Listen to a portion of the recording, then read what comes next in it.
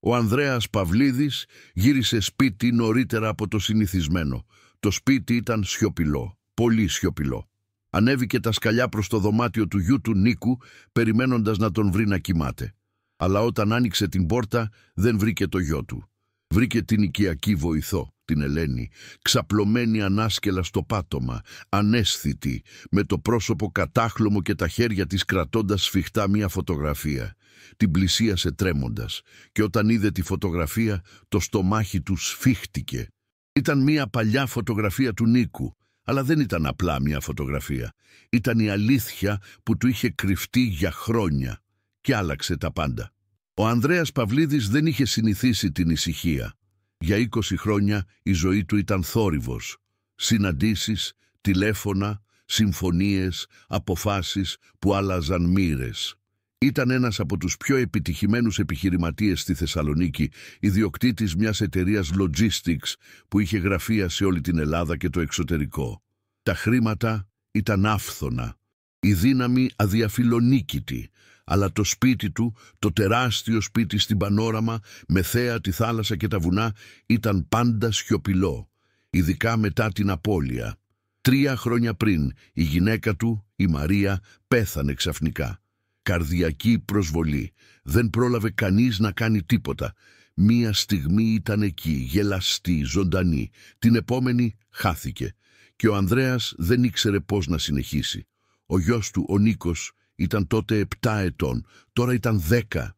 Και καθώς τα χρόνια περνούσαν, ο Ανδρέας συνειδητοποιούσε ότι δεν ήξερε τον γιο του. Δούλευε όλη μέρα. Έφτανε σπίτι όταν ο Νίκος κοιμόταν. Έφευγε πριν ξυπνήσει. Ήταν πατέρας μόνο στο όνομα και την κενότητα αυτή γέμιζαν άλλοι. Η οικιακή βοηθός, Ελένη Μαυρίδου, ήταν μία από αυτούς. Η Ελένη είχε έρθει 3 μήνες μετά τον θάνατο της Μαρίας. 32 ετών, ήσυχη, σεμνή, με πρόσωπο που φορούσε τη θλίψη σαν δεύτερο δέρμα. Δεν μιλούσε πολύ, δεν ρωτούσε. Απλά έκανε τη δουλειά της, μαγείρευε, καθάριζε, φρόντιζε τον Νίκο. Και ο Νίκος την αγαπούσε. Ο Ανδρέας το είχε παρατηρήσει, αλλά δεν είχε δώσει σημασία. Ήταν φυσικό, έλεγε στον εαυτό του. Ο Νίκος χρειαζόταν μητρική φιγούρα και η Ελένη του την έδινε. Εκείνο το απόγευμα, ο Ανδρέας γύρισε νωρίτερα από το γραφείο. Μια συνάντηση είχε ακυρωθεί και για πρώτη φορά εδώ και μήνες είχε ελεύθερο χρόνο. Άνοιξε την πόρτα του σπιτιού. Το σπίτι ήταν σιωπηλό, πολύ σιωπηλό. Συνήθως, όταν γύριζε, ακουγόταν μουσική από την κουζίνα ή η φωνή της Ελένης που μιλούσε με τον Νίκο. Αλλά σήμερα τίποτα. «Ελένη», φώναξε. Καμία απάντηση. Μια αίσθηση ανησυχίας άρχισε να διαμορφώνεται στο στομάχι του. Πήγε στην κουζίνα. Άδεια. Το σαλόνι. Άδειο. Ο Νίκος συνήθως ήταν εκεί αυτή την ώρα, παίζοντας ή κάνοντας τα μαθήματά του. Ανέβηκε τα σκαλιά, 2-2 σκαλοπάτια τη φορά. Η ανησυχία του μεγάλωνε. «Νίκο», φώναξε. Τίποτα. Έφτασε στο δωμάτιο του γιού του. Η πόρτα ήταν μισάνοιχτη. Την έσπρωξε και πάγωσε. Εκεί, στο πάτωμα, δίπλα στο κρεβάτι του Νίκου, ήταν η Ελένη, ξαπλωμένη ανάσκελα, τα μάτια της κλειστά, το πρόσωπό της κατάχλωμο, τα χέρια της σφιγμένα στο στήθος της, κρατώντας κάτι, μια φωτογραφία. Ο Ανδρέας έτρεξε κοντά της. «Ελένη! Ελένη!» Δεν απαντούσε. Την άγγιξε. Το πρόσωπό της ήταν κρύο, αλλά αναπνέει. Πήρε το τηλέφωνο να καλέσει ασθενοφόρο. Αλλά πριν το κάνει, το μάτι του έπεσε στη φωτογραφία που κρατούσε. Την πήρε απαλά από τα χέρια της.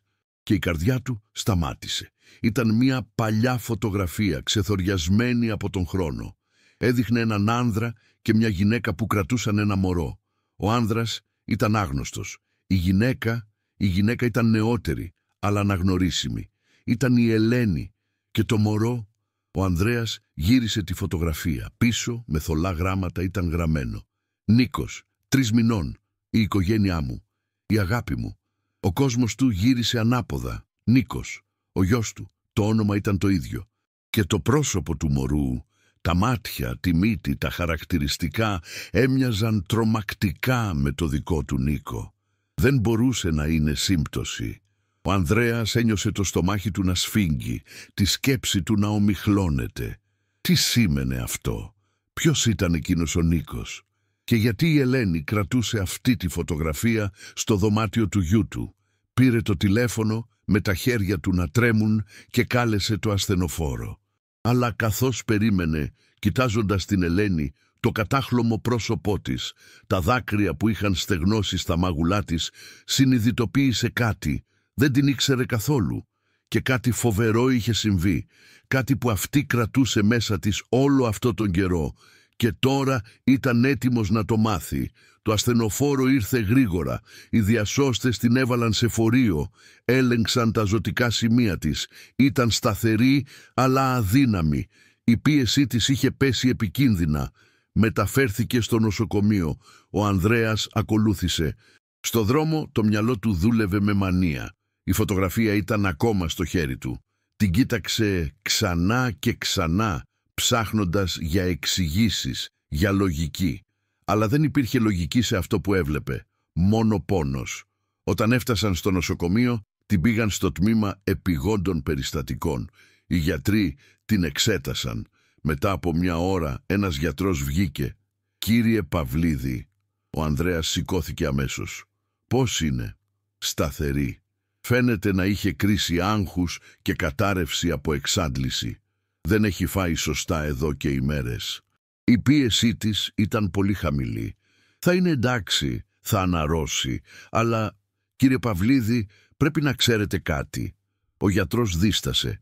«Βρήκαμε κάτι στην τσάντα της, ένα μπουκάλι με χάπια, αντικαταθλιπτικά και μια σημείωση».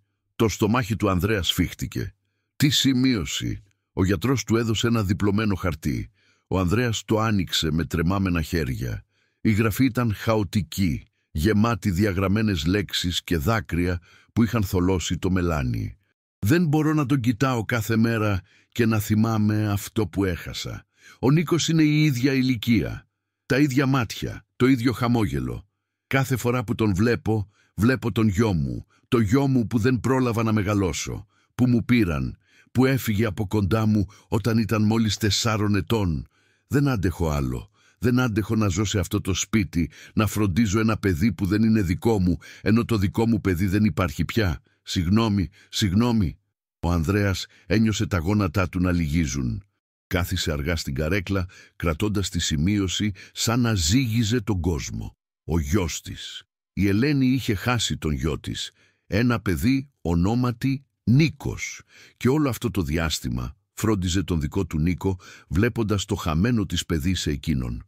Ο Ανδρέας ένιωσε το στήθος του να σφίγγει, τη θλίψη να τον πνίγει. Πώς δεν το κατάλαβε, πώς δεν είδε τον πόνο στα μάτια της, αλλά ήξερε την απάντηση. Γιατί δεν κοίταξε ποτέ. Δεν την είδε ποτέ ως άνθρωπο, μόνο ως υπάλληλο. Κάποιον που του έκανε τη ζωή ευκολότερη. Και όλο αυτό το διάστημα εκείνη πέθαινε από μέσα. Ο Ανδρέας έμεινε στο νοσοκομείο όλη τη νύχτα. Την επόμενη μέρα η Ελένη ξύπνησε. Άνοιξε τα μάτια της αργά, μπερδεμένη, αποπροσανατολισμένη. Κοίταξε γύρω της. Το άσπρο δωμάτιο, τις συσκευές, τον ορό στο χέρι της και μετά τον είδε, τον Ανδρέα. Καθόταν δίπλα στο κρεβάτι της, με τα μάτια του κόκκινα από αϊπνία και κάτι βαθύτερο. Θλίψη. Η Ελένη δάκρυσε αμέσως. «Συγγνώμη», ψιθύρισε. «Συγγνώμη». «Όχι», είπε ο Ανδρέας με φωνή σπασμένη. «Μην ζητάς συγγνώμη. Εγώ θα έπρεπε να ζητήσω». Την κοίταξε. Πραγματικά την κοίταξε. Για πρώτη φορά. «Διάβασα τη σημείωση», είπε απαλά, «και βρήκα τη φωτογραφία». Η Ελένη γύρισε το κεφάλι κλείνοντας τα μάτια της. «Δεν ήθελα να το μάθετε». «Πες μου», ζήτησε ο Ανδρέας, «πες μου τι συνέβη». Και μετά από μια μακρά, βαριά σιωπή η Ελένη μίλησε. Η Ελένη άρχισε να μιλάει με φωνή που έτρεμε, σαν να άνοιγε μια πληγή που δεν είχε επουλωθεί ποτέ. «Ο γιος μου ονομαζόταν Νίκος», είπε σιωπηλά. «Γεννήθηκε πριν από 10 χρόνια. Ήταν το φως της ζωής μου. Όλα όσα είχα». Ο Ανδρέας δεν μίλησε, απλά άκουσε. Ο πατέρας του, ο Γιώργος, ήταν ναυτικός. Περνούσε μήνες στη θάλασσα. Αλλά όταν ήταν σπίτι, ήταν τα πάντα για μας. Κάναμε σχέδια, ένα σπίτι μεγαλύτερο, ταξίδια, ένα καλύτερο μέλλον. Σταμάτησε, τα χέρια της τρέμοντας. Όταν ο Νίκος ήταν 4 ετών, Ο Γιώργος έφυγε για ένα ταξίδι. Ήταν ένα μεγάλο φορτηγό πλοίο. Πήγαινε στην Ασία. Απολαμβάνεις την ιστορία, δώσε ένα μικρό μου αρέσει και μην ξεχάσεις να εγγραφείς. Λοιπόν, ας συνεχίσουμε. Θα έλειπε 6 μήνες. Τα δάκρυά της άρχισαν να πέφτουν. 2 μήνες μετά έλαβα ένα τηλεφώνημα. Υπήρξε ατύχημα. Το πλοίο βυθίστηκε σε καταιγίδα. Ο Γιώργος δεν τα κατάφερε. Η φωνή της έσπασε. Έμεινα μόνη, με ένα παιδί, χωρίς χρήματα, χωρίς οικογένεια. Οι γονείς μου είχαν πεθάνει χρόνια πριν. Οι γονείς του Γιώργου με κατηγορούσαν για όλα. Ο Ανδρέας ένιωσε το λαιμό του να σφίγγει. Προσπάθησα να τα βγάλω πέρα. Δούλευα σε 3 μέρη. Καθάριζα σπίτια, σέρβιρα σε εστιατόρια, οτιδήποτε. Αλλά δεν ήταν αρκετό. Το ενίκιο, τα τιμολόγια, το φαγητό ήταν πάρα πολλά. Η Ελένη έκλαψε σιωπηλά. Και μετά ο Νίκος αρρώστησε. Υψηλός πυρετός. Δεν μπορούσα να πληρώσω για γιατρό. Τον πήγα στο δημόσιο νοσοκομείο. Περίμενα ώρες. Και όταν τελικά τον είδαν, μου είπαν ότι χρειαζόταν φάρμακα. Ακριβά φάρμακα. Δεν είχα λεφτά. Ο Ανδρέας ένιωσε το στήθος του να πονάει. Ζήτησα βοήθεια από όλους. Φίλους, γείτονες, ξένους. Κανείς δεν μπορούσε. Και ο Νίκος χειροτέρευε.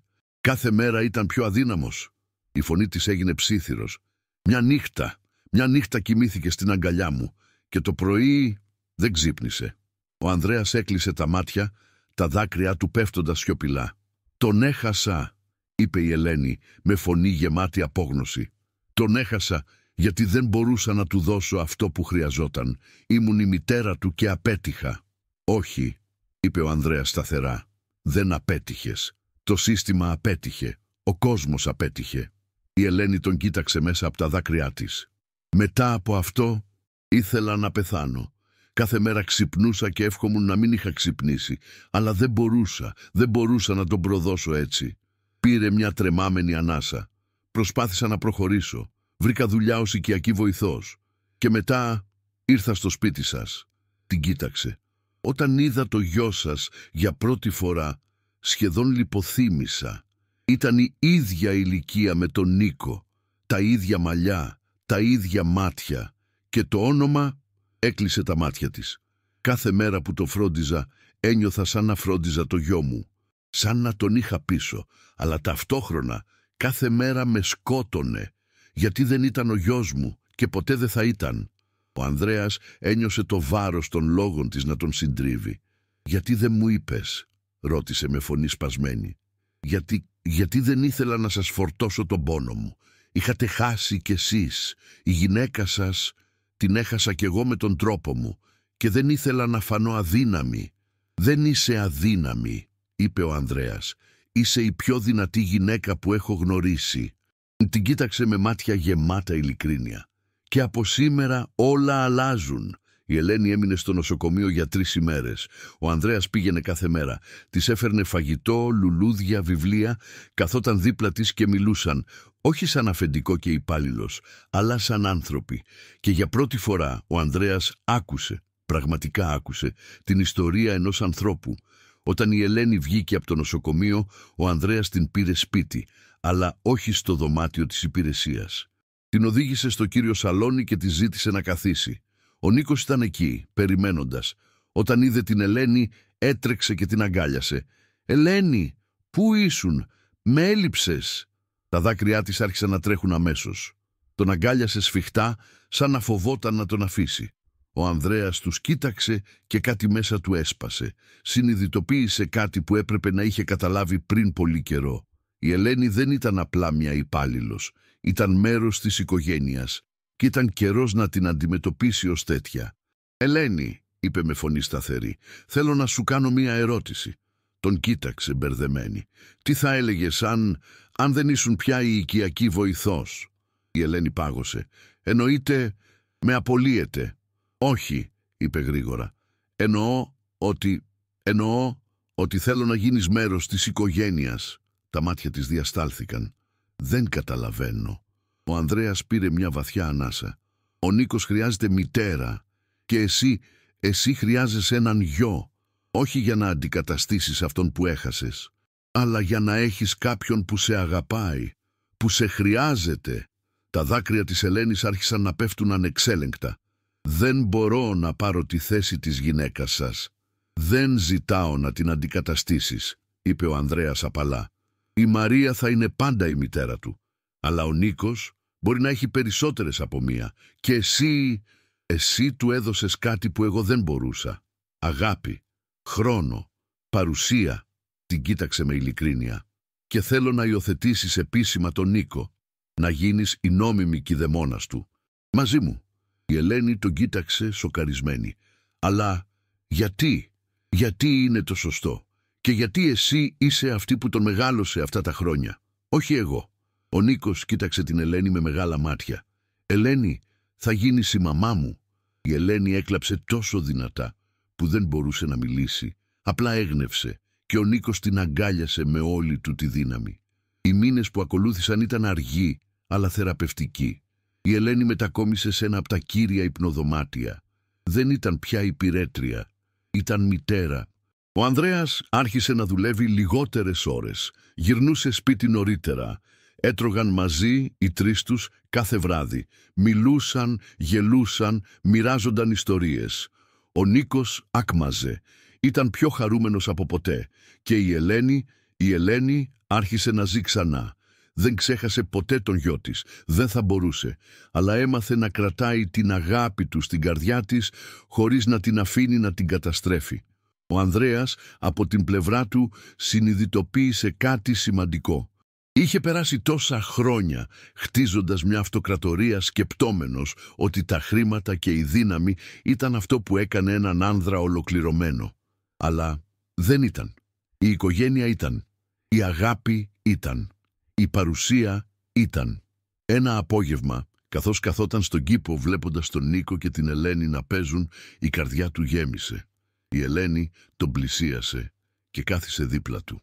«Ευχαριστώ», είπε απαλά. «Γιατί?» ρώτησε. «Για το ότι μου έδωσες μια δεύτερη ευκαιρία. Για το ότι με έκανες να πιστέψω ότι αξίζω να είμαι ευτυχισμένη». Ο Ανδρέας την κοίταξε. «Εσύ μου έδωσες τη δεύτερη ευκαιρία.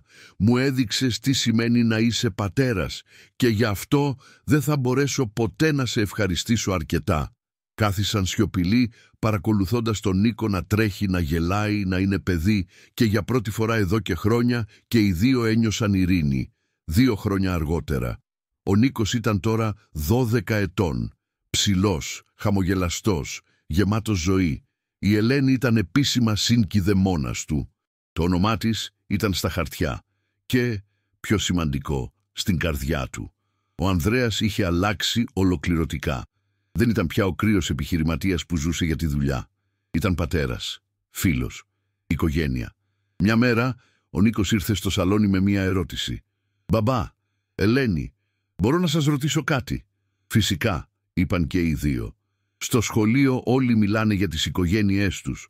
Και εγώ θέλω να πω ότι έχω 2 μητέρες. Μία που έφυγε και με αγαπάει από ψηλά. Και μία που είναι εδώ και με αγαπάει κάθε μέρα». Κοίταξε την Ελένη. «Μπορώ να σε αποκαλώ μαμά?» Τα δάκρυα της Ελένης άρχισαν να πέφτουν αμέσως. «Νίκο, δεν χρειάζεται να...» «Θέλω», είπε σταθερά, «γιατί αυτό είσαι. Είσαι η μαμά μου». Τον αγκάλιασε σφιχτά, κλαίγοντας από χαρά. Ο Ανδρέας τους κοίταξε και ένιωσε το στήθος του να φουσκώνει. Είχε περάσει τόσα χρόνια νομίζοντας ότι η οικογένεια σημαίνει αίμα, αλλά έμαθε κάτι πιο σημαντικό. Η οικογένεια δεν είναι αυτοί που σου δίνουν το όνομά τους. Είναι αυτοί που σου δίνουν την καρδιά τους. Είναι αυτοί που μένουν όταν όλοι φεύγουν. Είναι αυτοί που σε αγαπούν, όχι γιατί πρέπει, αλλά γιατί διαλέγουν. Και εκείνο το βράδυ, καθώς οι 3 τους κάθονταν μαζί στο τραπέζι, γελώντας και μιλώντας, ο Ανδρέας συνειδητοποίησε κάτι. Είχε χάσει τη γυναίκα του, η Ελένη είχε χάσει τον γιο της, ο Νίκος είχε χάσει τη μητέρα του. Αλλά από όλη αυτή την απώλεια, από όλη αυτή τη θλίψη, βρήκαν κάτι πολύτιμο. Βρήκαν ο ένας τον άλλον και έγιναν οικογένεια. Αυτή η ιστορία δεν είναι απλά για τον Ανδρέα, την Ελένη και τον Νίκο. Είναι για όλους εμάς που χάσαμε κάτι πολύτιμο. Για όλους εμάς που βρήκαμε αγάπη σε απροσδόκητα μέρη. Γράψτε μου στα σχόλια. Πιστεύετε ότι η οικογένεια είναι περισσότερο από το αίμα. Έχετε γνωρίσει κάποιον που σας έδωσε δεύτερη ευκαιρία? Ποια είναι η δική σας ιστορία αγάπης και απώλειας? Αν αυτή η ιστορία σας άγγιξε, κάντε like, μοιραστείτε και μην ξεχάσετε να εγγραφείτε, γιατί η επόμενη ιστορία μπορεί να είναι η δική σας.